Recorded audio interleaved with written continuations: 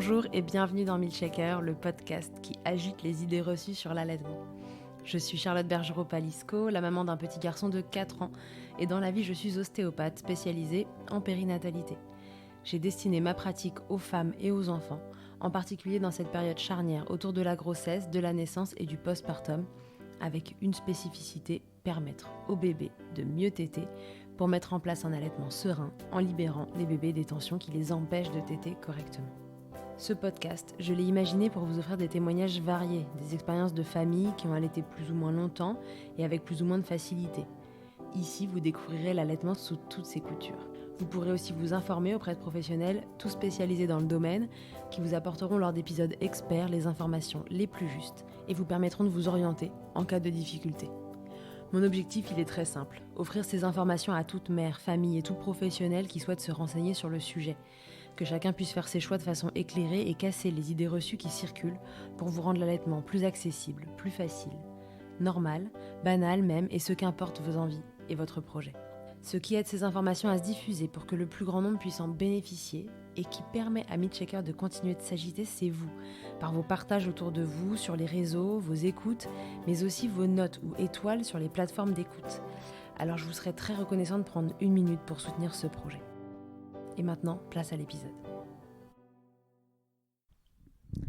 Qui est de retour dans Milkshaker ? C'est Bénédicte que vous trouverez dans l'épisode 6 au sujet de son premier allaitement, puis dans les épisodes 63 et 63 bis pour nous raconter en long, en large et en travers comment elle s'est sortie d'une candidose mammaire assez coriace. Béné, c'est un peu le fil rouge de ce podcast. C'est certainement un de mes comptes préférés sur Instagram tant je la trouve simple et sincère. Alors même si déjà 3 épisodes lui sont consacrés, mais autant vous dire que ses péripéties d'allaitement le méritent largement, j'ai décidé de recueillir encore une fois son témoignage pour qu'elle nous parle cette fois-ci de sevrage.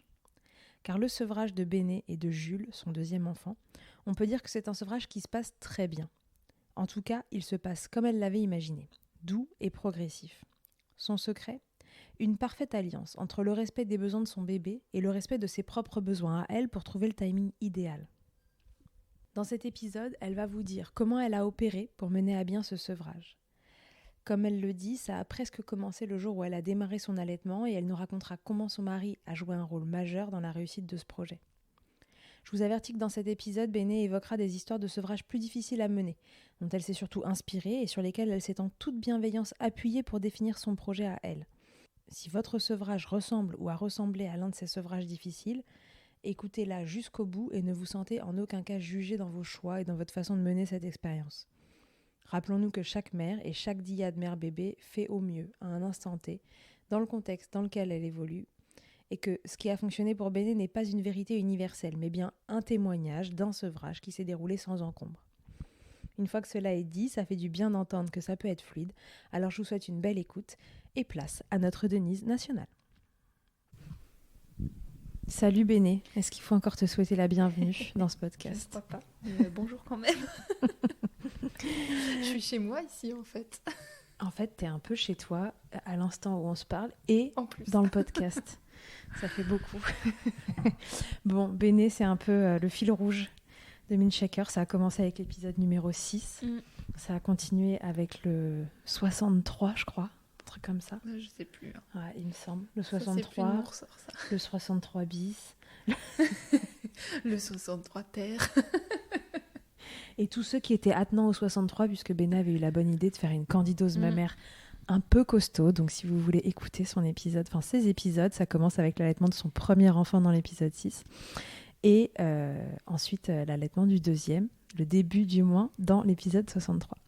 Bon, je suis hyper contente de te retrouver. On s'était dit qu'on le ferait cet épisode parce que voilà, tu avais un projet de sevrage en fait pas précis, mais tu t'étais dit que ce serait pas forcément du sevrage naturel. D'ailleurs, à la fin du dernier épisode, tu nous dis que autour de ces 13 mois, à Jules, t'aimerais bien mettre en place une tétée matin et une tétée soir. Ouais, parce que j'ai travaillé avant de venir, donc j'ai réécouté l'épisode. N'est-ce pas ? Et on est professionnel ou on l'est pas. Et donc du coup, on en était resté à ça, mais t'avais pas évoqué dans cet épisode-là, est-ce qu'avec ces 2 tétés, on irait jusqu'à où veut Jules, ou est-ce que tu t'arrêterais toi-même ? Bon, moi je me doutais un peu parce qu'on a des échanges en off, mais Bon, déjà, est-ce que tu as respecté ce truc de bon, j'ai pas très envie d'allaiter un bambin la journée, pas envie qu'il vienne jusqu'à Ouais, moi pour me soulever mon t-shirt, ouais, etc. ouais. Je l'ai fait et au final, 13 mois, je suis en train de réfléchir. Alors, il nous restait 3 tétées, donc c'est à peu près ce qui s'est passé. En fait, j'ai gardé celle de minuit, qui me dérangeait pas parce que j'étais dans mon lit, en fait, hein. C'est l'heure où moi j'allais me coucher et lui il avait un petit réveil, donc ben c'était la petite tétée. Confort. Ouais, et puis je pense que c'est aussi une tétée qui est assez importante pour la lactation. Du coup, j'avais gardé celle-ci, puis matin et soir. Je sais plus si c'est 13 ou 14 mois dans ces eaux-là. D'accord. Et c'est allé jusqu'à 20 mois où j'ai sevré complètement. Quand on s'était laissé au sujet de ta candidose qui était finie et tout ça, Jules avait, il me semble, un peu plus de 6 mois parce que bon, tu commençais à te prendre des remarques, etc. Comment ça s'est passé déjà de ces 6 mois jusqu'à l'année de vie de Jules? Est-ce qu'après ça a roulé, qu'il n'y a plus eu de problème avec cet allaitement? Ouais, ouais, après, j'ai plus du tout eu de soucis. Et puis, j'ai plus eu tant de réflexion que ça, en vrai. Ouais. Je les ai eues, en fait, au moment... je pense que c'était plus des questions un peu mal tournées, du genre, mais tu vas l'allaiter longtemps, genre surprenant, tu vois. Enfin, ah oui, donc tu vas plus que 6 mois, d'accord. C'était plus ça, et en fait, après, quand les gens ont compris, en tout cas, les gens proches de moi, ont compris que ben, j'avais bien l'intention de faire qu'à ma tête, ils ont un peu laissé tomber le truc, quoi. De temps en temps, D'accord. j'avais une petite question, ah, tu l'allaites toujours, mais c'était jamais malveillant, ni avec une réflexion, ah, tu devrais arrêter, c'est dégueu, machin. Enfin, Oui, oui, oui. c'était toujours c'est toujours en cours. Surtout qu'en plus, il y a eu un moment où c'est passé, donc matin, soir et minuit. Mhm. Ça Et se du voyait coup, plus. ça se voyait plus. Il y a plein de gens qui pensaient que j'avais arrêté. Et c'est quand ils venaient dîner à la maison ou des trucs comme ça que j'allais coucher Jules et que du coup, ben, je commençais à dire que il va faire sa tétée, machin. Que les gens disaient, ah bon, il est toujours allaité. Voilà. C'était un peu un non-sujet, quoi. Ok. Donc, tu avais déjà un peu préparé ça. Pourquoi 3 tétés, tu vois, autour de ces 13 mois? Est-ce que c'était ça, on était toujours sur de la demande? Est-ce que c'était quelque chose que tu avais déjà commencé à réguler? Parce que tous les bambins à 13 mois ne têtent pas que 3 fois par jour. Non, c'est un truc que j'ai... En fait, on a sevré extrêmement progressivement et je pense que c'est pour ça que ça s'est aussi bien passé et que je suis contente aussi de faire ce podcast pour dire qu'il y a des sevrages qui peuvent extrêmement bien se passer. C'est un peu l'objectif. Sans aucun pleur, sans... Enfin, Jules, sa dernière tétée, je pense qu'il a compris que c'était la dernière. Donc il a un peu fait... mais le lendemain, il m'a pas demandé et c'était fini. Et aucune des tétées qu'on sautait n'ont été dans les pleurs ou dans les Ok. larmes ou dans le déchirement, quoi. Vraiment, Ok, on a fait... fin de l'histoire, on peut arrêter le podcast. Voilà, Non. tout s'est bien passé, voilà, elle vous a donné la fin. Non, mais en fait, c'est un On truc est qu'on à a... 4 minutes 57 d'enregistrement et Béné a Bon, bah, dévoilé allez, la fin. bonne soirée et à bientôt. Laisse-moi faire mon travail, merde, je t'interroge. Non, mais Je rigole. en gros, c'est un truc qu'on a mis en place sur... avec le recul, limite, je me dis, j'ai commencé mon sevrage en même temps que j'ai commencé à allaiter. Ah ouais, d'accord. Tu vois, C'était vraiment quelque chose que tu avais réfléchi très tôt. Oui, alors j'y avais déjà réfléchi au sevrage sans me mettre alors à telle date, ce sera ça, à telle date, parce que je me suis quand même beaucoup laissée porter aussi. Mais c'est par les expériences extrêmement négatives que j'ai pu avoir autour de moi, de copines, j'ai l'impression qu'à chaque fois c'était l'enfer de sevrer un bambin. Et même des fois je me disais, mais je vais pas allaiter un bambin parce que si c'est pour traverser ça avec mon enfant, c'est mort. Ouais. Donc je me suis un peu renseignée et tout. Et j'ai fait des constats aussi de par les histoires de mes copines, de quelques petits trucs. Je me suis dit, je pense que si j'évite ça, je vais m'éviter un sevrage compliqué.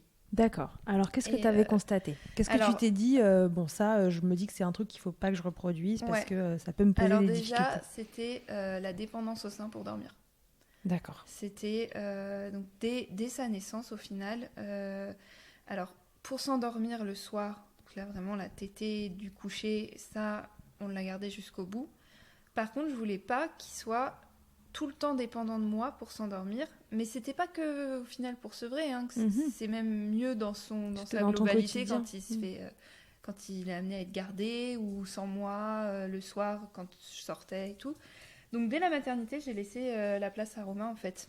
Des fois, il tétait et puis il s'était pas forcément endormi au sein. Donc hop, je transférais à Romain qui le berçait et qui endormait son fils. Et voilà, donc j'avais remarqué que des copines qui avaient toujours été celles qui l'endormaient au sein pour tout, pour les siestes, pour les machins, avaient vraiment galéré. Il y avait aussi la réassurance au sein, que j'avais remarqué que des amis ou copines plus ou moins proches, dès que leur enfant se faisait mal, pleurait, avait un petit chagrin, un truc pas forcément le fin, c'était le sein, en fait. Et ce qui est extrêmement pratique, hein, parce que c'est vrai que moi, c'est efficace. Je m'en suis servi sur Jules, sur des gros bobos ou des vaccins ou des trucs où vraiment tu mets au sein, ça passe tout seul. Ouais.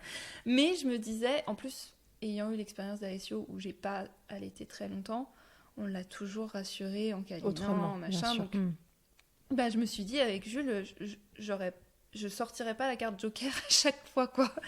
Donc il y avait. Tu t'es justement dit, ce sera une carte Joker. Ouais, voilà. Ce sera vraiment de manière très exceptionnelle qu'on consolera avec le sein.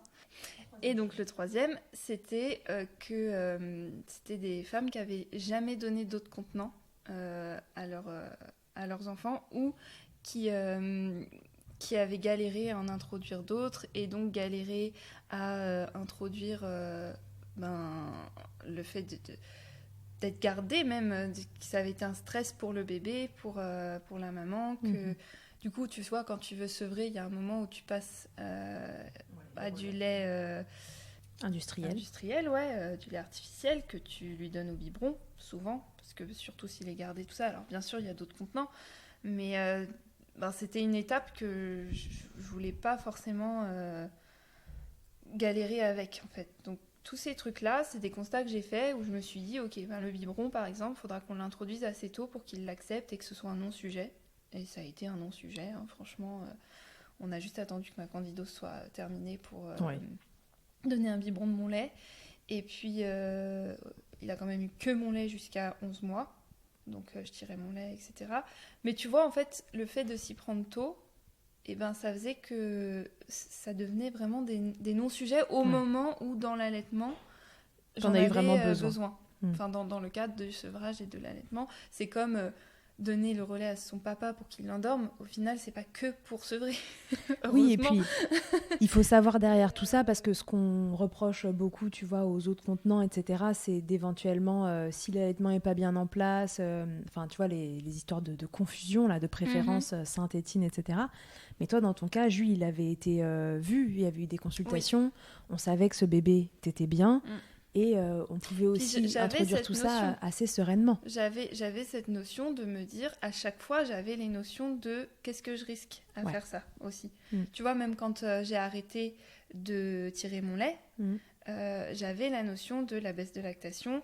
Donc tout ce que je faisais, c'était en conscience totale de me dire, ok, donc si là, je vais introduire mon biberon, si dans les semaines qui arrivent, ça pince, ça va pas, machin, c'est qu'il y aura peut-être un truc lié. Donc il faudra que je consulte, machin, j'avais les bonnes probas. Donc toi, j'avais Catherine qui était mon IBCLC et tout ça. J'avais ma copine Julie aussi qui est IBCLC, avec qui j'échangeais de temps en temps. Donc j'avais la notion des risques, mais du coup je savais où j'allais, quoi. Ouais. C'était des risques un peu que j'étais prête à prendre et qui au final se sont avérés hyper utiles. Pas que dans le sevrage, mais qui, du coup, dans notre sevrage, ont été... Et c'est pour ça qu'avec le recul, je me dis d'avoir fait tout ça, ça a vachement aidé à un sevrage hyper cool, quoi. Bien sûr, et puis dans ton cas, ces risques-là, ils étaient limités dans la mesure où on avait un bébé qui avait un bon mécanisme de succion et un allaitement qui était bien en place. Donc, on prend des risques ultra limités dans ces cas-là. Moi, je parle de mon expérience avec mon bébé. Exactement. Là, ce qui a fonctionné pour notre sevrage va pas fonctionner forcément avec tous les... Non. Parle d'un témoignage, d'une expérience. Dualité, mère-enfant. Tous les duos. Non, il y a un truc. Bon, bref. Allez. Oui. Moi, je suis enceinte, j'ai pas mes mots. Hein. Oui, bon, c'est pas grave. Tout le monde a compris. Et après, je trouve que c'est quand même intéressant de donner une expérience et de dire, voilà, vous pouvez peut-être tester ça, ça marchera peut-être ou pas chez vous. Mais en tout cas, c'est très positif. Mais oui, bien sûr, parce qu'il faut de tout. Parce que c'est vrai que dans le sevrage, on a rapidement... de l'expérience pas hyper positive. Et puis autour du sevrage du bambin, c'est vrai que c'est un peu plus compliqué. Surtout sur le bambin. Surtout, moi, je te dis, je connais personne d'autre qui a eu un sevrage cool. Ah oui, d'accord. Ouais, dans toutes mes connaissances, c'est à chaque fois des sevrages qui ont été difficiles. Assez... des petites épreuves à passer, quoi. Ouais. Donc du coup... tu nous dis, on arrive là sur ces 13 mois, on est à 3 tétés par jour parce que c'est principalement son rythme aussi. Non, pas du tout. Ah, non, d'accord, non. pardon, Si j'avais laissé faire, Jules, ça aurait été le téteur fou. Donc ça a toujours été un duo. Vraiment, quand on dit c'est une valse à deux, ce que je suis très contente d'avoir réussi à faire, c'est de m'écouter. Tout le temps. Je pense aussi que c'est pour ça que ça s'est bien passé, parce que j'ai été à l'aise avec toutes mes décisions, j'étais très très renseignée. Et au final, en fait, on a fait ça de manière extrêmement progressive, et ça a commencé avec l'introduction du biberon à 4 mois, même si, en vrai, à 4 mois, il était encore en allaitement full jusqu'à 6 mois, parce qu'on l'a diversifié vers 6 mois et demi. Il buvait pas des biberons tous les jours, c'était vraiment... En plus, moi, je l'ai eu avec moi jusqu'à 5 mois, donc c'était vraiment juste l'introduire pour qu'il l'accepte. Oui, et puis 4 mois, c'est pas si tôt non plus. Non, quand on sait que les femmes reprennent à 2 mois et demi, la plupart en introduisent moi, avant. Moi, j'ai un peu respecté ce truc de 3 mois, surtout aucun autre contenant, pour bien installer la lactation. Puis en plus, j'avais la candidose, donc hors de question de foutre du champignon dans d'autres biberons. Il ne touchait qu'à mon sang. C'était pas de tétine, pas de truc, pas de choses qui auraient pu me la refiler à un moment. Ce champignon arrêtera de se diffuser partout dans ma maison. Voilà. Donc, non, j'ai introduit dès que la candidose c'est terminé. Sinon, j'aurais peut-être fait un chouille plus tôt. Mais j'aurais quand même respecté ce truc des 3 mois d'allaitement sans autre contenant, en fait. Parce que aussi, je pouvais, parce que c'était... Dans ma vie, je pouvais, parce que quand tu reprends le travail avant, tout à fait. T'as pas trop le choix. Oui, il n'y a pas le choix. Donc à 4 mois, introduction des biberons. C'est ça. Qui fait que après, jusqu'à 8 mois, on est resté comme ça. Je tirais mon lait quand il a commencé à être gardé. Il avait 2 biberons par jour avec ses nounous, plus le midi, il mangeait. C'était un bébé qui mangeait très bien, plus Juju. Et c'est vers 8-9 mois, tu sais, où tu as une espèce de fenêtre de tir où le bébé s'éveille vraiment au monde, et l'allaitement prend un... Tu sais, genre, c'est la tétée plus tard. T'as des tétées qui sautent un peu vers cette... Et on s'est même demandé si on sevrait complètement. Ah ouais, tu t'es posé la question à ce moment-là en te disant il y a une fenêtre. Je me suis dit, vas-y, il y a une petite fenêtre, il s'en désintéresse, est-ce que c'est pas le bon moment? Sauf que moi, j'étais pas prête à sevrer, j'avais pas envie. Et on en a parlé avec Romain me disait non, franchement, il en a quand même encore besoin. J'étais d'accord avec lui, donc on s'est dit, on va en profiter pour faire sauter certaines tétées qui sont reloues. D'accord. Alors lesquelles te gênaient? De la nuit. Tout simplement. Parce qu'en plus, il mangeait bien, et que j'avais remarqué que dans la journée, quand il était trop occupé à jouer avec son frère ou essayer de faire du 4 pattes, je voyais bien qu'il pouvait tenir 6-7 heures, tu vois, sans forcément téter. Donc je me suis dit, la nuit, il peut aussi, en fait, tenir, surtout s'il dort. Il n'a pas forcément faim. Parce que c'était comment la nuit avant ça? Et en fait, Juju, c'était toutes les 2 heures. Ah ouais? Ah ouais. Oh oui. Oui, c'était un téteur fou. Hein. Ah oui. C'était, On rappelle que Béné manque pas du tout de lait, qu'on est sur une lactation hyper importante, et d'un bébé qui, en effet... venait sûrement pas toutes les 2 heures pour manger, mais plus pour justement se rassurer, se rendormir. On faisait la tétée à 20h, c'était le coucher officiel. Et après, j'avais 22. C'était pas réglé toujours, parce que quand j'en parle des fois sur Instagram, on me dit oui, mais si, c'est ouf, il t'était à heure fixe. Je dis non, je donne des heures grosso modo, mais des fois c'était quart et demi, des fois ça saute. Mais en gros, c'était 22, minuit, 2 heures. 4-5 heures, et après il y avait 7 heures, c'était la dernière, et ça y est, on se levait, quoi. Ça te faisait des nuits très tronquées. Donc, ouais, mais comme je faisais du cododo, je le vivais pas trop mal, parce que en fait je le foutais au sein, et puis en fait je me rendais même pas compte quand est-ce qu'il arrêtait de téter. J'avais même une technique, tu sais, pour surtout pas me rouler vers lui. En fait, c'est se mettre sur le côté, le faire téter chacun sa tête au niveau du sein sur le côté, et le bras qui est libre, le mettre derrière son dos. Parce que comme ça, en fait, ça, quand il a fini et que tu t'endors, ça t'entraîne sur le dos et pas sur le ventre, sur ton bébé. Oh là là, technique de chou. Ouais. Non, mais comme j'ai fait du cododo très longtemps avec Jules dans le même lit et que je m'endormais, j'étais incapable de rester réveillée. Ouais. Je voulais vraiment pas qu'il y ait de risque d'étouffement ou de trucs comme ça. Et en fait, vraiment, le fait de mettre son bras dans son dos avec la main qui inévitablement, tu pendouille bascules sur de les l'autre fesses. côté. Et en fait, on se réveillait toujours, lui sur le dos et moi sur le dos. En fait, on avait Chacun de votre basculé côté. tous les deux, quoi. Donc, voilà, petite technique entre nous. Mais malgré tout, ça devenait casse-pied cet été. Ça commençait à... Oui, parce que bon, même si c'était pas l'enfer, ça reste quand même très fatigant. Ça reste un réveil, ça reste... il faut que tu sortes ton sein, machin, tu le mets, t'es là. Et en fait, je me suis dit, bon, cet été-là, elles sont pas essentielles, elles me saoulent. Donc, on va les faire sauter parce que sinon... ça va finir par vraiment me saouler et trop me fatiguer. Donc ça a été vers 7-8 mois. On a fait d'abord celle de 2 heures, qui était la pire.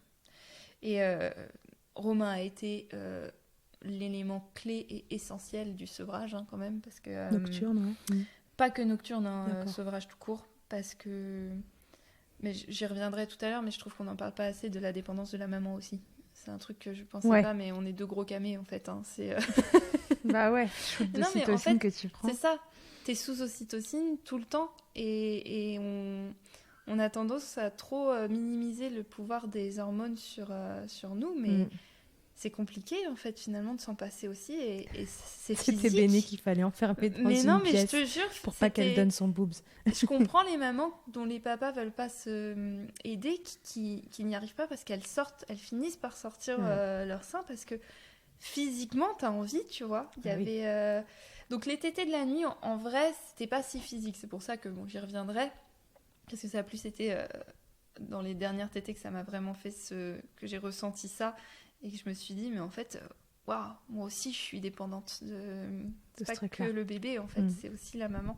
Et ça, je l'avais nulle part. Là. Donc, c'est pour ça que j'avais envie d'en parler. Parce que vraiment, personne n'en parle du tout. Et du coup, celle de la nuit, j'ai dormi. Donc, je me suis pas rendu compte que... Donc, on a fait à 8 mois celle de 2 heures et à 9 mois celle de 4 heures. Ok. Et en fait, du coup, il faisait minuit, 6 heures. Oui, il restait la soirée et le petit matin ensuite. C'est ça, et la journée. La journée, il a été à la demande jusqu'à 11 mois. Ok. Donc la journée, quand j'étais avec lui, parce que quand il était gardé, voilà, j'étais pas... Et là, spontanément, il se détournait un peu plus du sein parce c'est ça, que en fait, intéressement il pour... demandait pas. Des fois, il fallait que je lui propose. Bon, des fois, il venait demander, ça dépendait des jours. Mais j'avais remarqué qu'il y avait des week-ends, par exemple, où, sans forcément m'en rendre compte, je me le disais le soir, où je me disais, mais il a pas tété, en fait. Il a quasi pas tété cet après-midi, alors que d'habitude c'était quand même assez c'était nourricier, donc en fait c'était vraiment plus réglé quoi. Il demandait pour manger et vers 8-9 mois ça, je crois que ça a commencé vers 7 mois et demi et jusqu'à 9 mois. Et après, t'as un regain où il se dit en fait, c'est vachement cool quand même de téter. Donc, je vais faire mes trucs et je vais téter aussi. Donc, c'est je pour vais ça faire que les deux en même temps, même. Cette petite fenêtre. Oui, voilà, je vais faire les deux en même temps, regarder un livre en même temps que je suis accrochée à ma mère. Donc, t'as la petite fenêtre de tir là où t'as ce côté un peu plus simple du sevrage. Donc, nous, on a enlevé celle qui me fatiguait le plus, parce que la journée, ça ne me dérangeait pas. Et voilà, celle de... Je crois que vers 11 mois, un petit peu avant que j'arrête de tirer mon lait, en fait, on a enlevé celle de 22 heures aussi. Ok. Donc, les premières qu'on sautait jusqu'à 11 mois, ça a été très progressif, parce qu'on ne faisait pas tout en même temps. C'était d'abord celle de 2 heures, après celle de 4 heures, c'est Romain qui prenait le relais. Juju, il a chouiné un peu en comprenant que ce serait plus ce type de réconfort avec le sein. Mais franchement, ça a dû être une nuit où, normal, tu lui enlèves son tété. À chaque fois, on le prévenait. On le prévenait toujours en amont, plusieurs fois. Voilà, là, même s'il est tout petit, on a toujours expliqué ce qu'on allait faire. Mais ça n'a pas été, 3 nuits horribles où il hurlait pour avoir le sein. C'est passé relativement Donc C'était du coup, plus comment ça durable, se quoi. passait Du coup, s'il se réveillait et qu'il voulait téter, Romain le prenait Ouais. et le Et il berçait, le sortait, par câlinait. contre, sortait de la chambre, donc il D'accord. allait dans le canapé Ok. avec Jules. Du coup, il dormait avec lui dans le canapé. Enfin, il Soit, revenait le poser. c'est arrivé qu'il s'endorme avec Jules, soit il le reposait, mais en fait, au final, ça allait assez vite de D'accord. le rendormir. Et puis il le reposait, on est passé au cododo dans son lit à barreaux dans notre chambre. Donc il le reposait dans notre chambre, donc Jules, il était quand même, il avait nos respirations et tout, donc Ouais, juste plus de téter. ça a été, ouais, voilà. Plus de tété, quel que soit le réveil. Je me levais pas parce que sinon, tu sais, t'avais cette truc de. D'ailleurs, ils sont pas dupes. Hein. Si moi j'essayais, c'était. Mais t'es là, t'as mon nichon juste là, qu'est-ce que tu fais en fait? Sors-moi ce nichon. Oui, c'est ça. Donc, alors qu'avec Romain, il n'y avait pas vraiment le choix. Donc voilà, on a fait la nuit.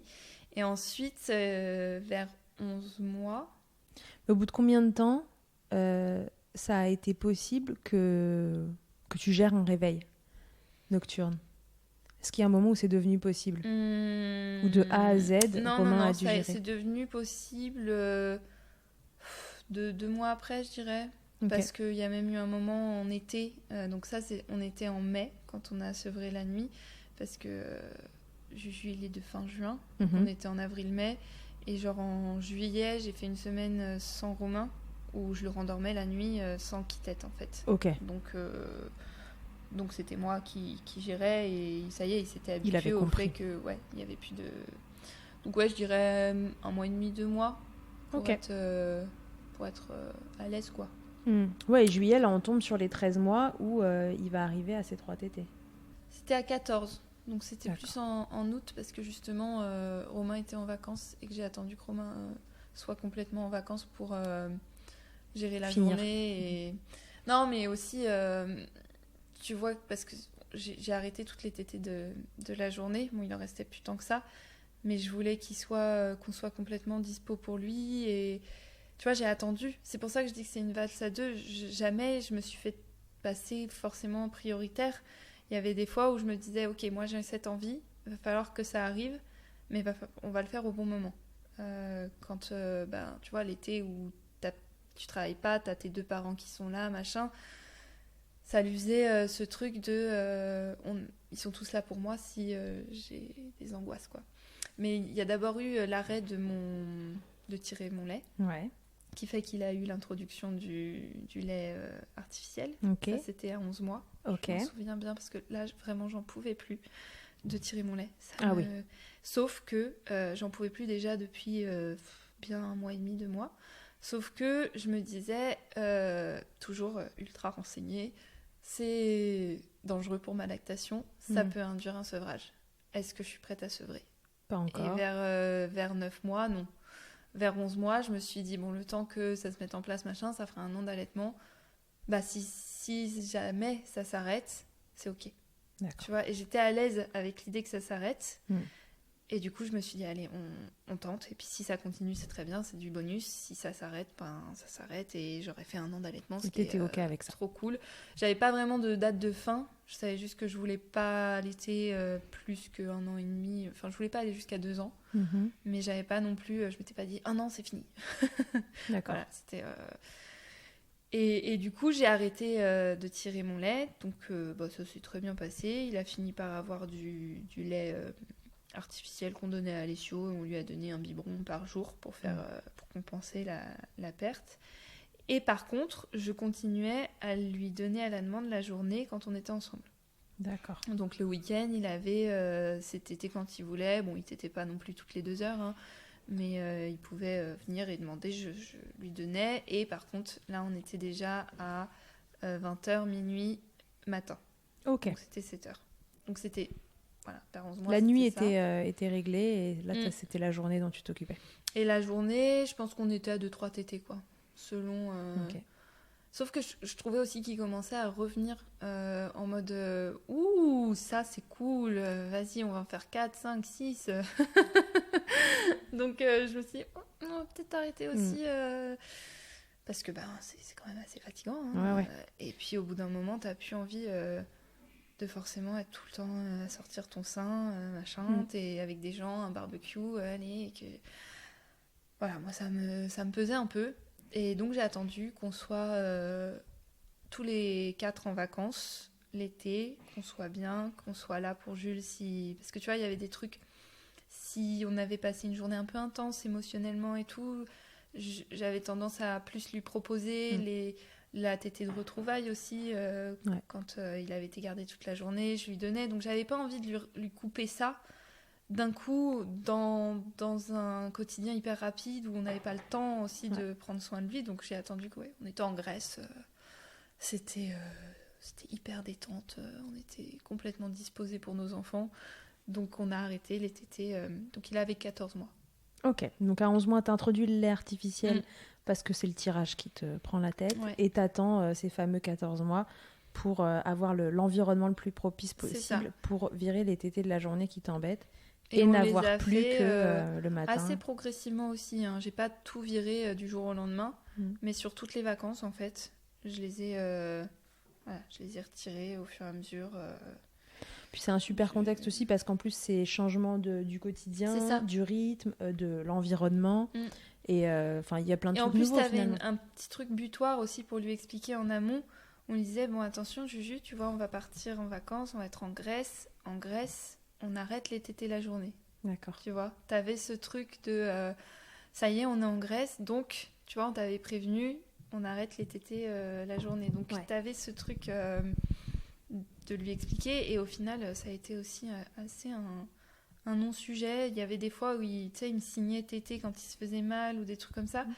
On détournait l'attention et puis on lui faisait un gros câlin. Et il y avait ça aussi que j'avais remarqué, c'est que souvent c'est ou tout l'un ou tout l'autre. Quand mes copines sevraient, c'était du jour au lendemain, j'enlève tout. Tu vois, c'était ça y est, j'en peux plus, je suis allée à mon max. Il a tété limite en continu depuis qu'il est né, depuis 20 mois. Et là, moi, je peux plus, donc terminé. Moi, je me disais, en fait, je pense que c'est beaucoup plus acceptable pour l'enfant et même aussi pour la maman de les enlever une par une sur des temps hyper longs. Parce qu'en fait, au final, des fois, il passait 2 mois avant qu'on en retire une, tu vois. Et puis même hormonalement, c'est beaucoup plus... là, on vient de sortir un épisode sur le deuil de l'allaitement, etc. Et elle explique qu'en fait, que vraiment, hormonalement, il se passe des choses qui font qu'on le vit plus ou moins bien aussi, fonction de l'arrêt brutal. Tu fais un sevrage à toi aussi, hein. Bien sûr. Je te dis, on est des gros camés. Hein. Quand on allait, c'est... Ouais, donc en fait, hyper progressivement, tété après tété. Et c'est pour ça qu'avec le recul, je me dis, j'ai commencé mon sevrage limite en même temps que j'ai commencé mon allaitement. Ouais, mais t'as pensé à la fin, c'est comme les mariages quand tu fais ton contrat de mariage chez le notaire. Tu penses au divorce avant de se marier. Bon, c'est vrai que c'est bizarre, mais en même temps, c'est pas con parce que ça permet Parce qu'en fait, t'as beaucoup de trucs comme s'il fallait absolument entretenir la lactation. Sauf qu'en fait, ta lactation, au bout d'un an, elle est... C'est d'ailleurs ce que j'en avais parlé avec ma copine Julie, qui est BCLC, quand j'ai que j'ai arrêté de tirer mon lait. Elle m'a dit, bien sûr que c'est une éventualité que ça induise un sevrage, parce que lui, il peut s'en désintéresser. Mais elle m'a dit que franchement, que ça induise une baisse de lactation telle que ça te fasse arrêter d'allaiter après un an d'allaitement. Elle me dit, franchement, faut vraiment avoir des gros soucis depuis le début de lactation pour que ton lait disparaisse comme ça, parce que parce qu'on parle d'un an d'allaitement. Oui, et puis on sait que les seins produisent du lait encore longtemps après la fin de l'allaitement. Oui, donc en vrai, c'était pas un risque. Tu prenais pas énorme. Un risque inconsidéré, non ? Je pouvais, plus dans la réaction de Jules. Oui. Tu vois, de plus avoir de lait. C'est plus dans la façon d'induire un sevrage pour le bébé que pour la lactation en elle-même à ce stade-là. Et du coup, moi, je voulais... C'est ce constat aussi de me dire, mais en fait, mes copines, elles ont été limite à la demande, et puis d'un coup, elles se disent, ça y est, il faut qu'on arrête, et puis c'est hyper dur d'arrêter. Alors même si tu mets des arrêts de tétés progressifs, mais à partir de 20 mois, c'est vachement plus dur que quand tu as commencé à arrêter à 8 mois. Tu vois. Bah oui, c'est sûr. Donc c'était tous ces constats que je me suis dit, ouais, vas-y, moi je veux pas que ça... Je vais essayer de faire autrement, je veux pas que ça se passe comme ça pour nous. Et Et au final, je marchais un peu à l'aveuglette. C'était un peu au feeling aussi, mais ça a bien fonctionné de faire comme ça. Ouais. Après, est-ce que c'est aussi parce que j'avais un bébé qui était plutôt... Quoique non, il était quand même très accro. Hein. Il y a plein de paramètres qui rentrent en compte oui, de oui. toute façon, mais si tu n'avais pas eu ces mauvaises expériences autour de toi, est-ce que tu aurais envisagé un allaitement plus long, tu vois ? Pas plus long, non. Mais je pense que j'aurais fait la même mécanique de me dire, je fais tout, ce truc de tout ou rien en fait. J'allaite, donc l'allaitement c'est comme ça, c'est la nuit, c'est le jour, c'est machin, c'est à la demande quand on peut, même si tu refuses quelques Tu trucs. te serais moins écoutée en fait ? Peut-être, ouais.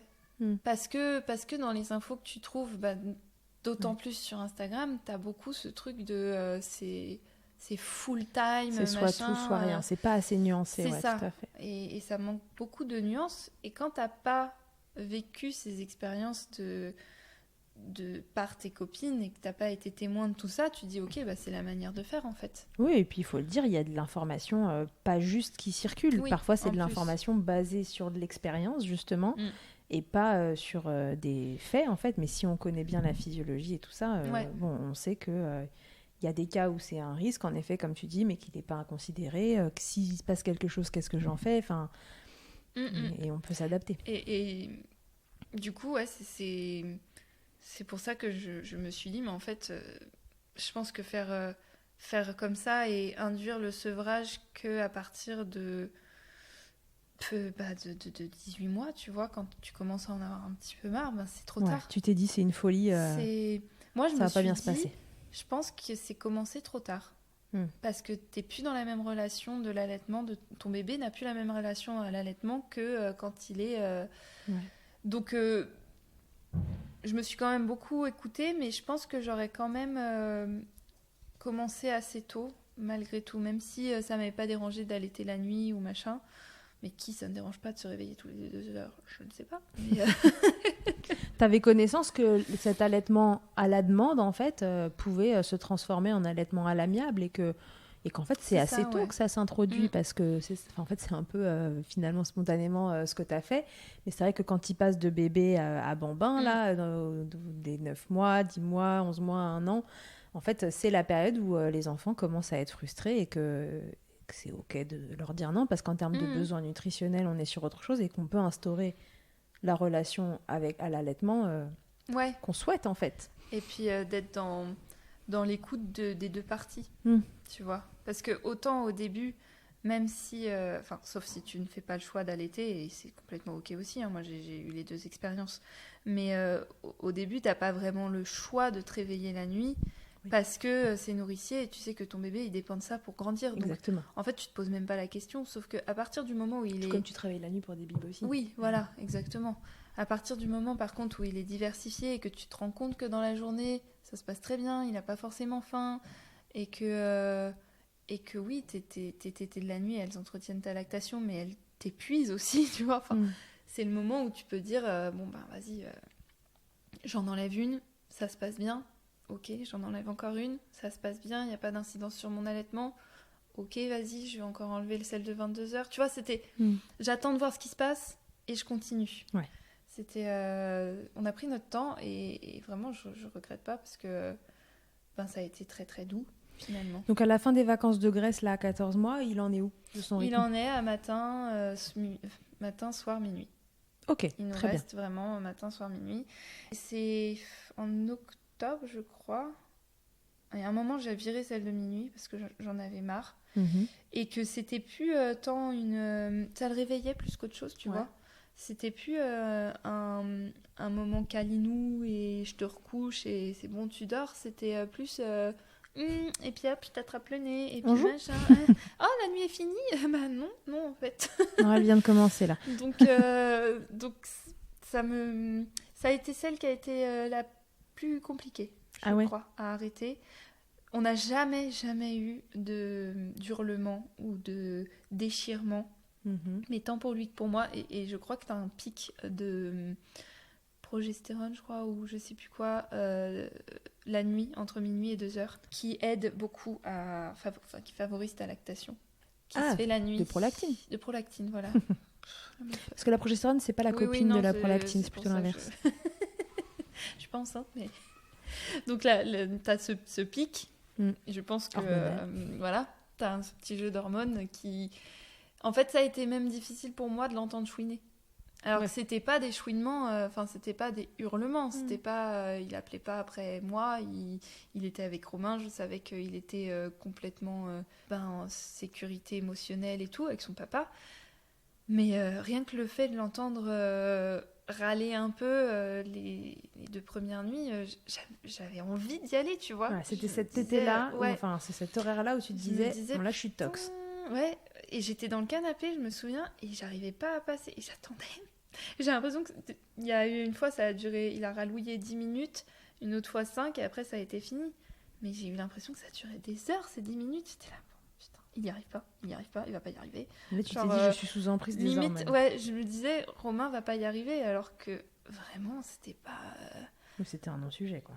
Ouais, c'était un non-sujet, c'était pas un bébé en détresse, tu vois. C'était un bébé qui râle parce qu'on lui arrête sa tétée, mais tu sais, c'était plus des petits... Tu sais, le bruit des bébés qui sont pas très contents, mais qui font avec quand même. Et du coup, j'étais limite derrière la porte, tu sais, comme ça, là. Il va pas y arriver, il faut que j'y aille, machin. J'ai même un moment dit, t'as besoin d'aide? Il m'a dit, va-t'en. Ok, c'est bon, je m'en vais. Parce que... Et c'est là où je me suis dit, putain, mais même moi, physiquement, c'est dur. J'avais envie de sortir mon sein, genre, j'arrive, mon bébé. En sauveuse. Personne ne m'appelait, mais... Donc, lui un peu, mais... T'as ce truc... C'est là où je me suis rendu compte que c'est très physique pour la maman aussi. Et je me dis, s'il n'y avait pas eu Romain, mais c'était sûr que je lui donnais. Oui.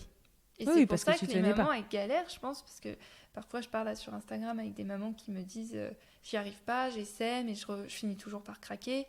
Je te jure que c'est comme les camés, quoi. Ouais, si t'as pas de relais... Tu résistes, puis au bout d'un moment, tu cherches ton shoot aussi, en fait. Ouais. Donc quand t'es 2 gros camés et que t'as pas fait ça progressivement, imagine, ça te met aussi dans un état de mal-être, je pense, en tant que maman. Ouais, certainement, bien sûr. Qui n'est pas forcément que lié à... T'avais un certain taux d'ocytocine qui était full tout le temps, et d'un coup, tu t'enlèves ton hormone de bonheur. Ça aussi, tu vois, on n'en parle pas, mais moi, quand ça a été complètement fini, je suis passée par un petit blues. Mais je pense le temps que ce taux d'ocytocine redevienne à une norme sans allaitement, en fait. Parce que t'es shooté au bonheur. Mais t'écouteras l'épisode qui vient de sortir, c'est vraiment vois. sur ça. Et que voilà, même quand c'est désiré, hormonalement, il se passe quelque chose qui fait que, voilà, soit ça peut être un petit blues comme ça, ou plus embêtant. Alors imagine quand t'étais au level max et que t'arrêtes complètement, tu vois. Enfin, c'est normal que tu aies des crises de larmes et des trucs en tant que maman aussi, et que tu te dises, mais je suis une mère horrible de nous imposer ça. Alors qu'en fait, t'en peux plus. Tu vois, c'était ça. Je voulais pas arriver à ce stade-là. Je voulais pas être dans ce truc de j'en peux plus, il faut absolument que j'arrête. Et en même temps, je me trouve horrible d'arrêter. D'accord. Tu vois, c'était vraiment un truc que je voulais éviter. Ouais, tu voulais éviter cette ambivalence à tout prix. Ouais. Et au final, je voulais plutôt bien éviter, mais heureusement qu'il y avait Romain. Franchement, il a été l'élément clé. Ouais, vraiment. Sans ça, je pense que c'est extrêmement difficile de sevrer un bambin, et tu passes par des moments pas cool. Jusque quand on reste... Alors, tu nous as dit octobre, la tétée de minuit qui s'en va. On l'a enlevé. Et ensuite, c'est vers 18 mois que j'ai commencé à sentir que j'avais envie de complètement arrêter, parce qu'en plus, j'étais tout le temps malade. 18 mois, on est en décembre. Ouais, on est en décembre. J'étais vraiment... Et je sais que c'était lié à l'allaitement. Enfin, j'ai aussi une maladie qui fait que j'ai pas un système immunitaire au max du max tout le temps. J'ai des fatigues chroniques, des trucs comme ça. Ajouter l'allaitement, mon système immunitaire, je pense qu'il était au plus bas. J'ai été malade toutes les 2 semaines pendant toute... Il y a ça aussi, enfants, tu vois, mais tu ajoutes en plus le truc d'un système immunitaire déjà pas très performant. Un peu foufou. Donc, j'en pouvais plus d'être malade toutes les 2 semaines. Ouais. Depuis la naissance de Jules, j'étais malade toutes les 2 semaines. J'ai fait des maladies, genre la scarlatine, enfin des trucs bien corsés, bien what the fuck. Et j'étais encore malade, et je me suis dit, ah, ça y est, je peux plus. plus physiquement. Je suis trop au bout de ma vie, quoi. Même s'il reste que 2 tétés, faut que ça s'arrête, c'est ça. Okay. Et puis, ce désir aussi de récupérer ton corps, tu vois. 18 mois, je me suis dit, c'est cool, sauf que c'est tombé pile au moment où on déménageait. Et tu vois, pareil, j'ai pensé à Jules. Je me suis dit, ça fait quand même déjà beaucoup de choses. Donc, au début, je me suis dit, on va le faire dans la nouvelle maison qui était prévue pour début janvier. Après le nouvel an, on devait s'installer, sauf que retard, parce que travaux, parce que machin. Quand il y a des travaux, il y a toujours du retard. On s'est pas du tout installé début janvier. Et on a quand même arrêté, donc on était chez mes parents. Et vraiment, je me disais, j'arrête tout quand on sera installé dans notre maison, qu'on aura trouvé nos marques. Parce que je voulais pas trop le perturber. Et en fait, on a quand même arrêté celle du matin chez mes parents. Parce qu'en fait, je pense que c'est venu de lui et moi. C'était devenu une tétée amusement. Et ça me saoulait. Franchement, il devait téter 30 secondes. Et après, il me faisait ça, comme ça, là, sur le... Et puis il me montait dessus, et puis il redescendait, mais il était 6h du mat. Donc, ça passait plus. Autant, jusque-là, c'était une tétée qui le faisait continuer un peu à dormir. Donc j'arrivais à pousser jusqu'à 7h30, où, bon, ok, il tétait, mais tu sais, moi j'étais dans un petit sommeil, et lui, il se rendormait à moitié. Que là, c'était transformé en je joue avec ma mère à 6h. Oui, là, c'est beaucoup moins acceptable. Tu sais, je faisais juju. Et tu sais, il lâchait mon sein, genre avec le petit sourire là. Et après, il reprenait là. Alors, pas les petits yeux coquins mignons, mais bon, tous les matins à 6h, il suffisent plus les petits yeux coquins mignons. Il y a un moment où la balance Donc j'ai dit penche à Romain, du mauvais côté. Comme en fait, on avait toujours des réveils vers 2h, Romain finissait souvent ses nuits avec Jules. Donc il me le ramenait à 6h en fait. Il le redéposait, il allait se recoucher. Et j'ai dit à Romain, non, là tu lui donnes un bib de lait artificiel le matin pour le petit-déj, mais je peux plus, tu me l'amènes plus. Alors ça a été le non-sujet total. Mais il a même pas essayé de râler ou quoi. Donc c'est pour ça que je pense qu'il était plus que prêt à arrêter, que c'était vraiment de l'amusement. C'est qu'il a pris son biberon et puis après il partait jouer avec ses petites voitures, ce petit machin, il était juste réveillé. D'accord. Donc qu'on soit chez mes parents ou pas, ça ne l'a pas perturbé.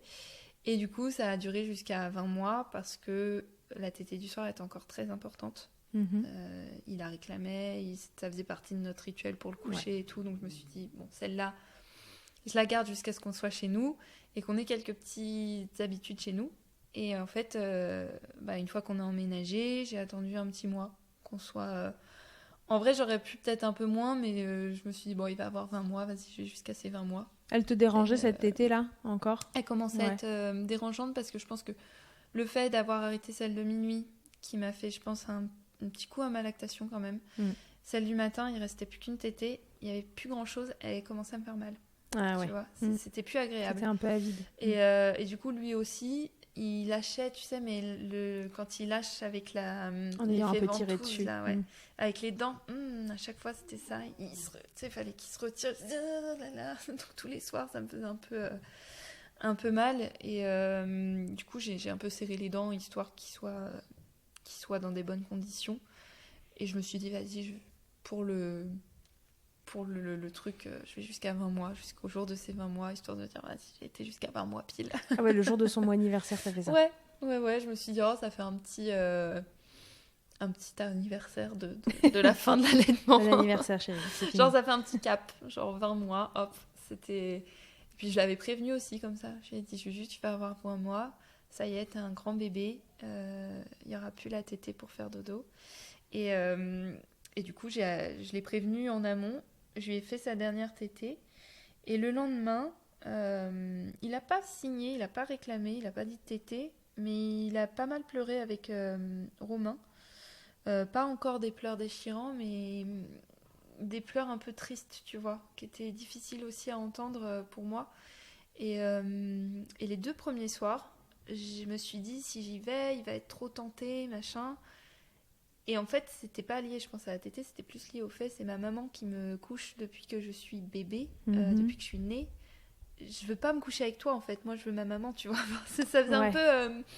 mon rituel, c'est avec elle. Et Et donc j'ai fait 2 soirs où j'ai résisté, où finalement Romain...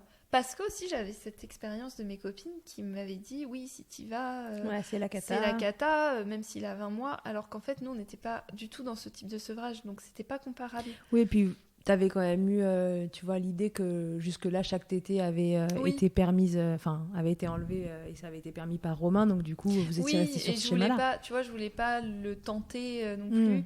Sauf que le 3e soir, il a recommencé un peu à pleurer. Et tu sais, tu connais aussi les pleurs de ton enfant. Et je me suis dit, c'est pas des pleurs de frustration, là.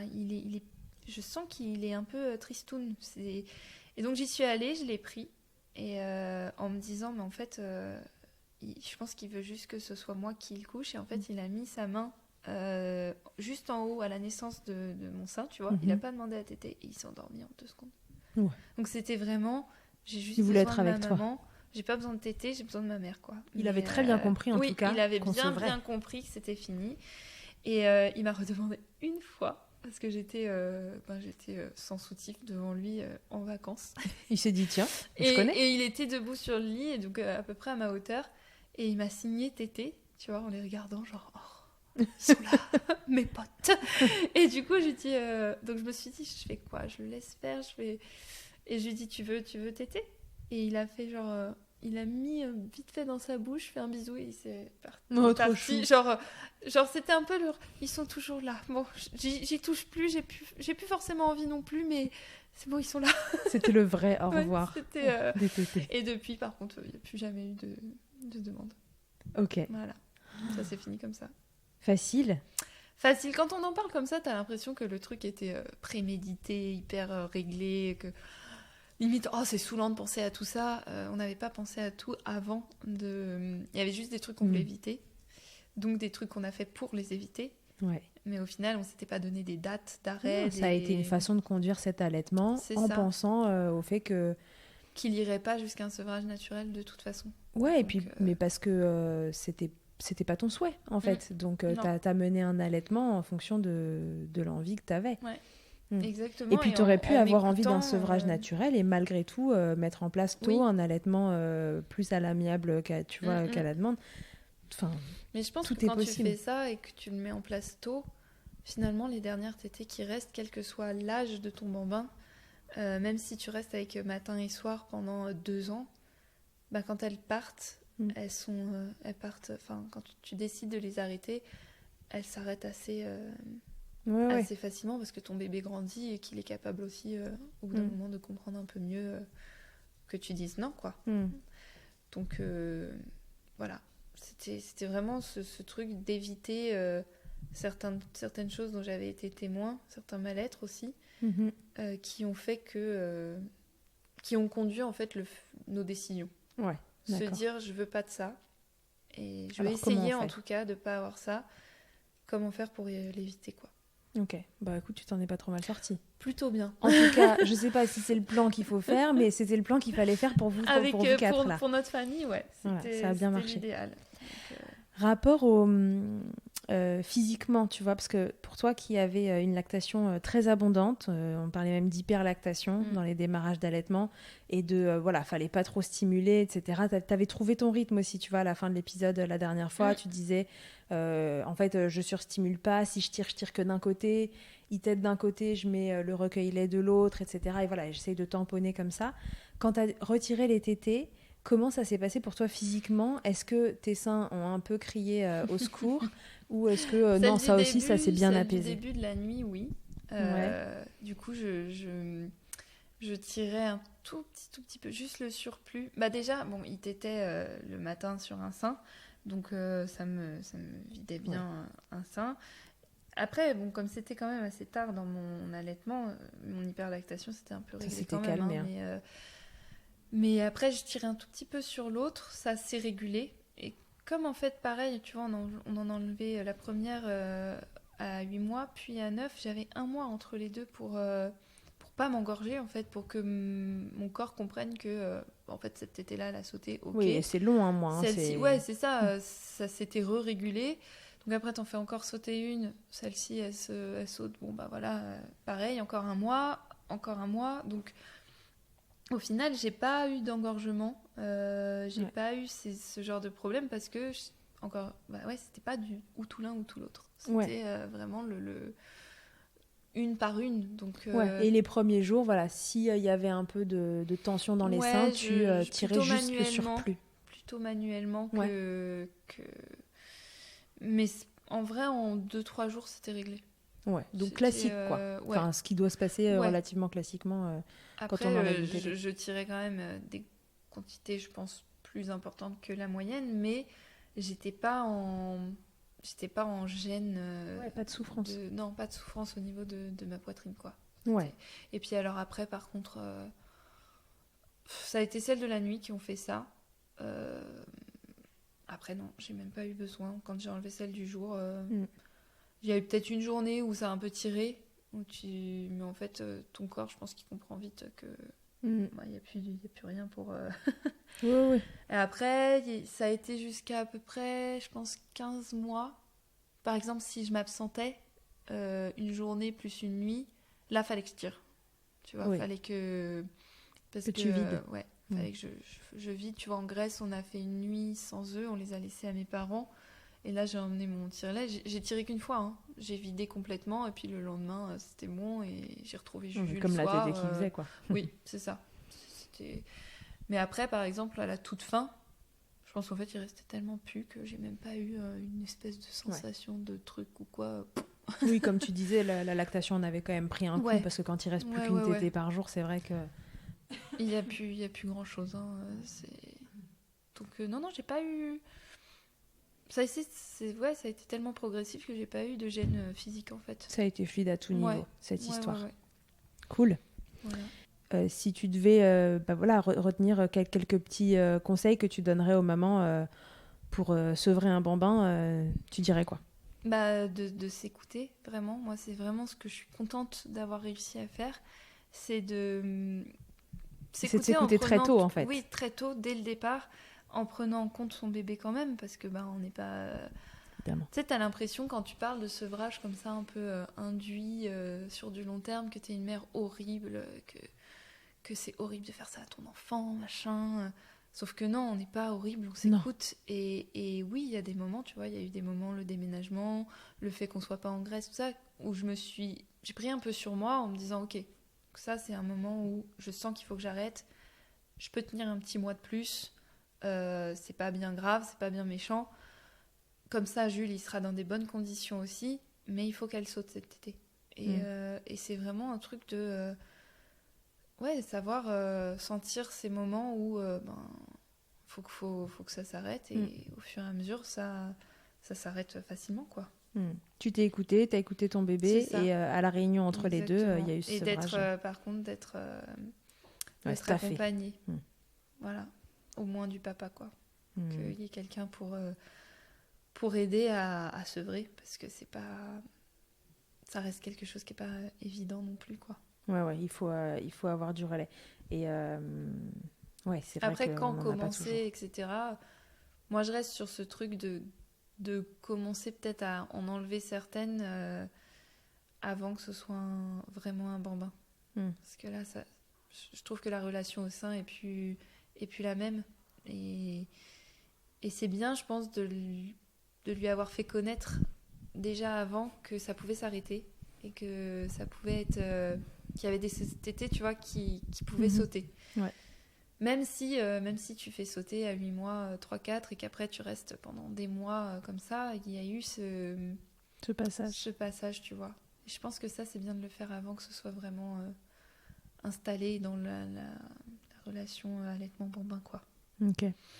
Voilà. Alors, après, si ça, demain... c'est que mon humble avis. c'est ton avis tiré de ton expérience, en tout cas.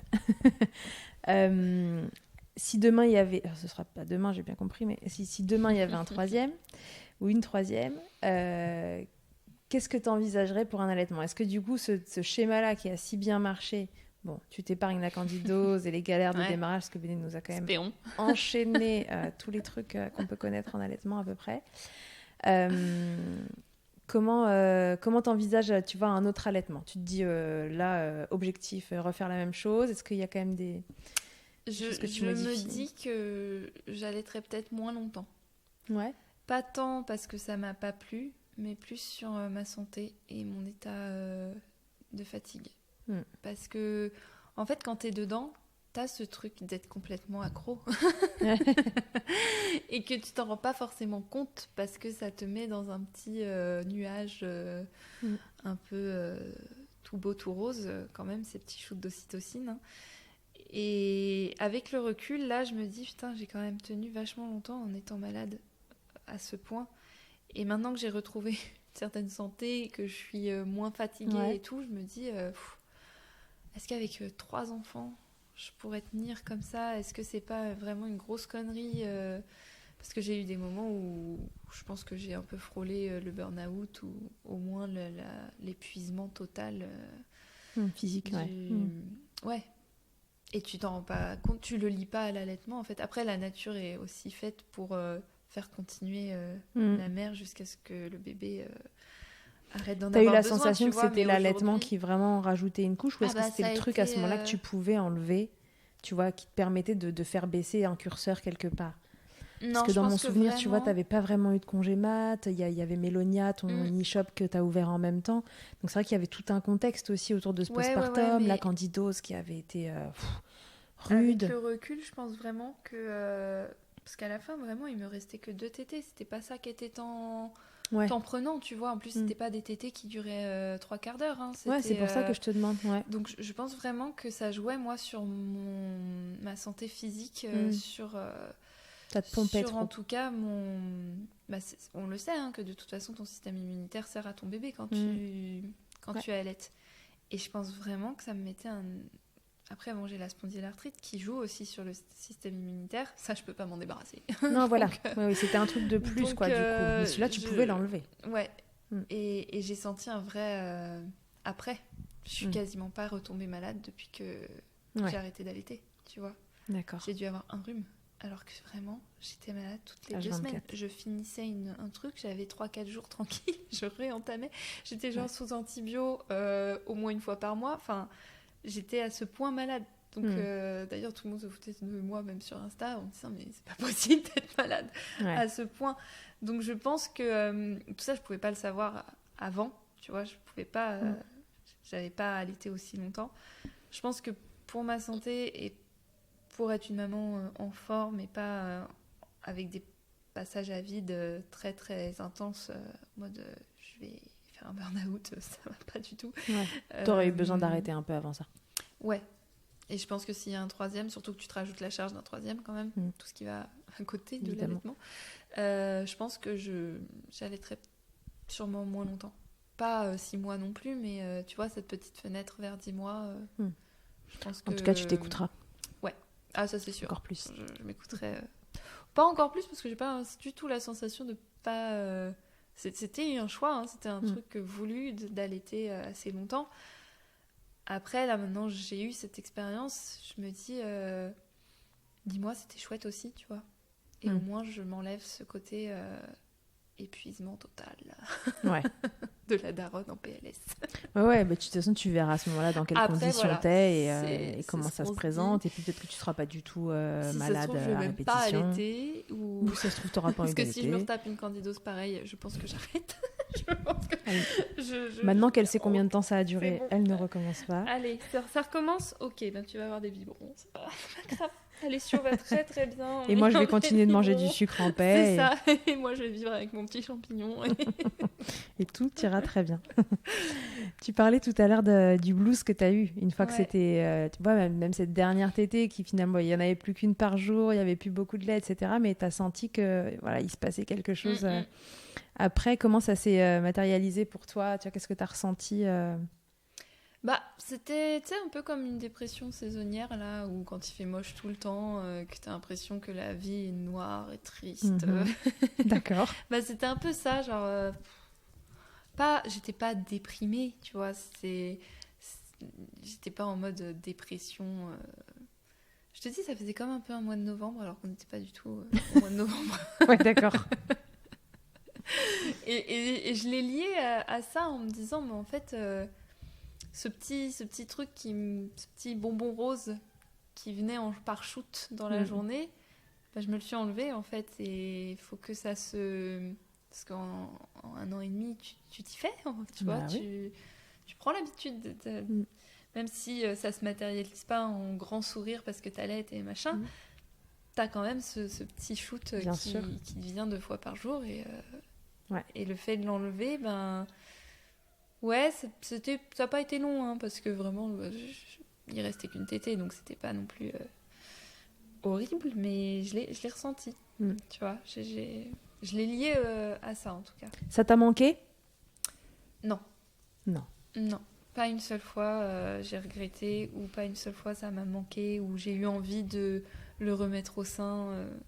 Je crois que vraiment j'ai arrêté au moment opportun pour moi, tu vois. Ok. J'ai chialé, hein, la dernière tétée, j'ai eu mon petit... j'ai regardé des photos de lui quand première tétée, tout ça, donc tu sais, j'ai laissé les larmes aussi. Si c'est normal, je dis au revoir à 20 mois... Mais par contre, j'ai pas du tout regretté et vraiment, j'ai pas eu envie de recommencer. Ouais, ou de me dire c'était trop tôt, machin. Non, c'était vraiment le bon moment. Ok. Donc, non, vraiment, je te dis, quand ça a été idéal, c'est de A à Z que ça a été idéal. Parfait. Ce sevrage. Génial. Voilà. Est-ce qu'on aurait oublié quelque chose ? Je crois pas, hein. Je crois qu'on a fait un bon grand tour de la question. Hein. Il nous reste quand même l'interview Fast Milk que tu vas refaire pour la 3e fois. C'est quoi, alors maintenant que que cet allaitement s'est terminé, c'est quoi ta tétée la plus insolite ? Je sais pas. Il y en a eu trop. Il y en a eu trop ? Allez, une. Attends, est-ce qu'il y a la question après Il y a la plus glamour aussi, tu sais. Plus glamour. Tu connais pas l'interview Fast Milk par cœur ? Plus. Béné. Putain, pourtant c'est mon podcast. Ouais, alors attends, la plus insolite. Oh là là, je sais pas. Dans l'eau, je dirais. Dans l'eau ? Ouais, dans la mer. Ok. Très bien, ça me va. Ouais, j'ai pas eu non plus de tété trop what the fuck, tu vois. Ok. Je sais plus ce que j'avais répondu. On n'est pas obligé, hein. Le truc le plus glamour qu'il t'ait été donné de vivre durant ton allaitement ? Celle dans le désert. Ouais. C'est toujours... Oui, celle-ci qui est vraiment glamour. Elle était... Puis cette vue que j'avais avec mon bébé au sein et tout, j'en ai pas refait... D'aussi belle. Ouais, d'aussi... Waouh, à ce moment-là. Ta position préférée, laquelle ça restera ? La dernière fois, tu nous avais dit que c'était allongé sur le côté. Ouais, je crois que c'est celle-là, hein, celle qui permet de dormir. Celle-là, sauf à 6h du mat quand il te met des points. Ouais. Ouais, c'était un peu moins chouette. Et alors, si en un mot, tu pouvais résumer cet allaitement, maintenant qu'il est terminé, tu dirais quoi ? Oh là là. T'aurais dû m'envoyer tes questions avant que j'y réfléchisse. En un mot... C'est le moment où tu cherches toujours un truc un peu original pour sortir du lot. Il n'y a rien qui me vient. Sortir du lot. Je vais dire... j'ai envie de dire exceptionnel, mais bon, tu vois, c'est pas du tout original. C'est pas original, ça peut te mettre quand même sur la première place du podium, mais... Beau. Exceptionnel ou beau. Juste beau, tu vois. C'était beau. Ok, c'est bien. C'est un bon résumé. Après 20 mois d'allaitement, un sevrage qui se passe comme tu veux, un démarrage un peu raide. Ouais, mais... La dernière fois, tu avais dit ténacité. Oui, mais parce que je sortais de... Oui. Donc tu vois, on termine sur beau, je trouve que l'évolution, au final, elle est cool. Sur 20 mois, qu'est-ce que c'est 4 mois, hein? Oui, sur 20. J'en ai 16 de beau, donc ça surpasse. Tout à fait. Ok, bon écoute, en tout cas, merci beaucoup de nous avoir raconté ça jusqu'au bout, de nous offrir un joli témoignage de sevrage qui se passe bien, d'un couple maman-bébé qui s'écoute en fait et qui se prépare et qui montre que ça peut très très bien se passer. C'est un truc que j'ai pas dit non plus, mais le laisser partir aussi, ça a été dans notre sevrage, tu vois. Quand ça venait de lui, je forçais pas. Ouais. Il y a eu des tétés qu'il a fait sauter lui. Mais on trouve ça beaucoup plus normal parce que c'est la décision du bébé et de machin. Mais au final, je lui proposais pas, tu vois. Je pense que ça fait partie du tout. Mhm. Si c'était lui qui décidait, c'était ok. Bien sûr, et parfois c'est pas facile de les laisser grandir. Ouais. De Et les parfois, laisser t'as prendre des leur... bébés qui vont se sevrer beaucoup plus tôt et ou qui vont faire sauter une des tétées que toi t'aimais bien. Et en fait, faut aussi l'accepter parce que nous aussi on est des grosses camées. Voilà, tu l'as dit à plusieurs reprises. On a plus de notions de prendre sur nous et de gestion d'émotions qu'un bébé, mais au final, ça reste pas forcément évident pour la maman non plus de laisser faire, tu vois. Ça, c'est un truc que j'ai pas dit et que j'ai fait. Complètement, mais c'est vrai que ça compte dans les sevrages. On sait que, comme toute... Céline en parle dans l'épisode précédent, qui est du coup le 91, là, si jamais vous allez l'écouter sur le...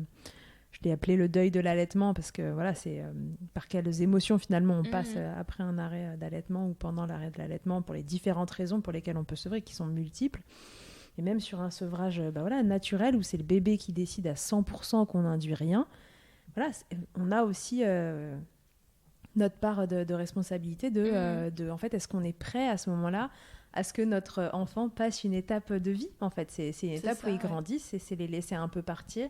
Et elle dit assez justement, c'est comme l'entrée à l'école et le premier truc qu'ils font et machin, voilà, ça peut générer des émotions et c'est ok et il faut les accepter aussi. Il faut se les laisser vivre et les accepter. Ouais. Et voilà, et c'est pas toujours facile. Ouais, donc, c'est vrai.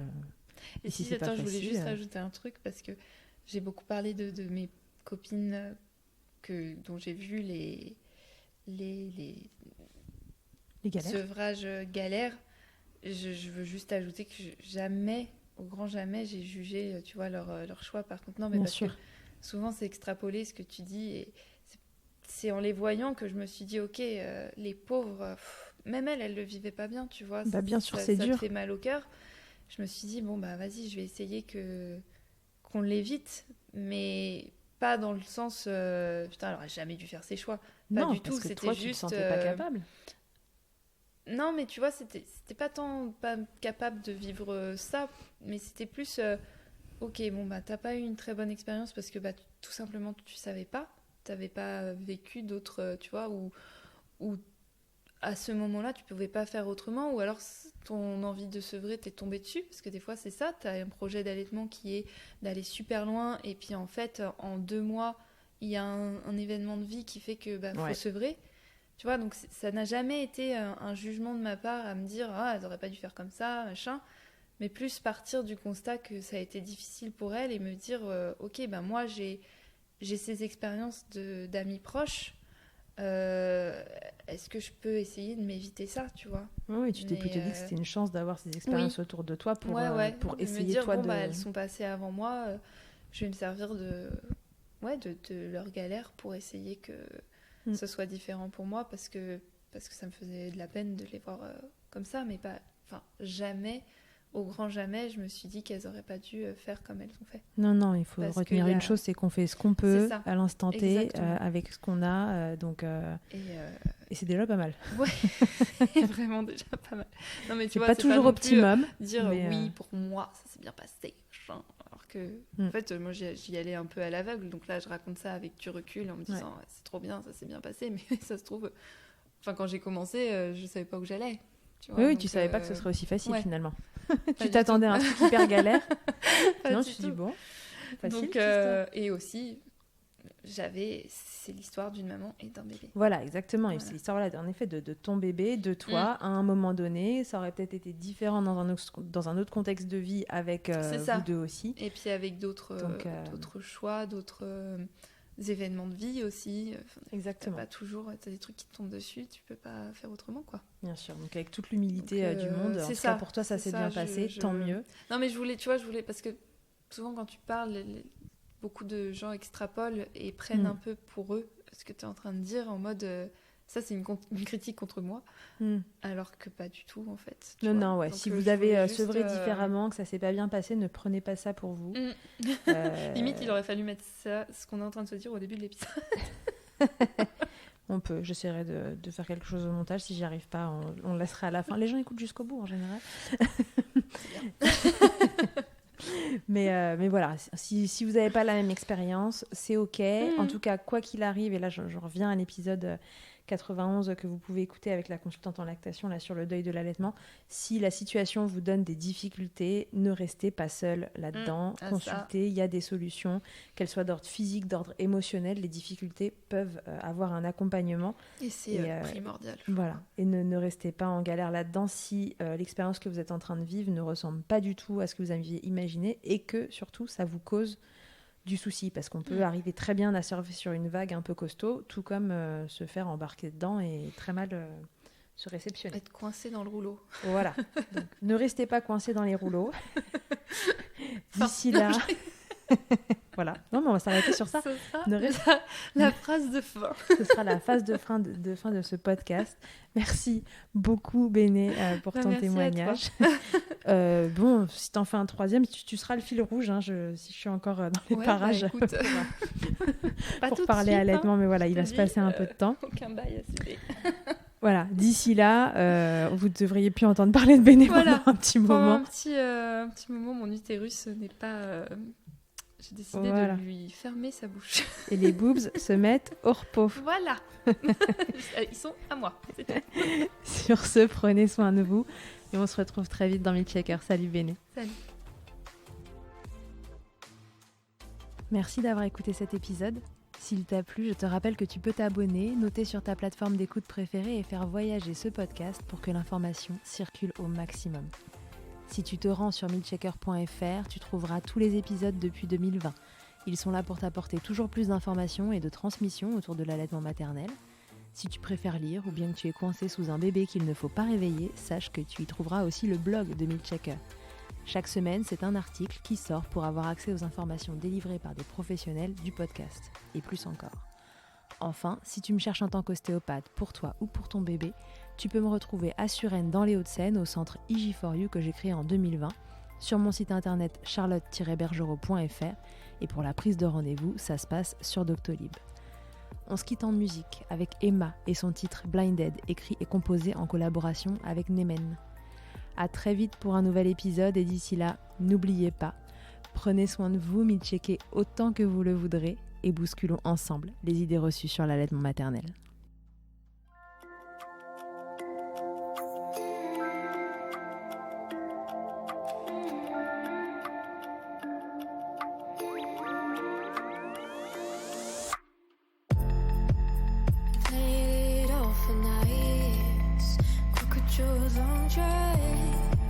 Crazy, 'cause believe me, I'm freaking out inside. Oh, I've been feeling so twisted, much high. I wanna make it all, could you make it alright? 'Cause I've been living inside my mind 24/7 for a while. You gave a dozen million signs and I was blinded all this time. Wish I could take it all back. Feels like I miss your heart quite. Like, could you trust me if I say I love you back? I listen to silence, stuck in translation. We both have built our walls, expect us to see through it all. Free fall, and I promise we'll be fine. I got you, I need you. Just trust me when I say I love you back. Spending the last week struggling for my first fight. Broken dreams weigh me down, pull me out. I've been waiting for you to bring me back. Well, turns out both of us really needed that. Yeah, we crossed paths on the wrong way. Crossed looks on the dinner table. Could only if I knew what you were going through. Don't ever wanna lose you. 'Cause I've been living inside my mind 24/7 for a while. You gave a dozen million signs and I was blinded all this time. Wish I could take it all back. Feels like I missed your heart quite. Like, could you trust me if I say I love you back?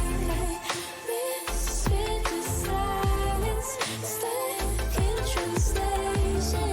We both have built our walls,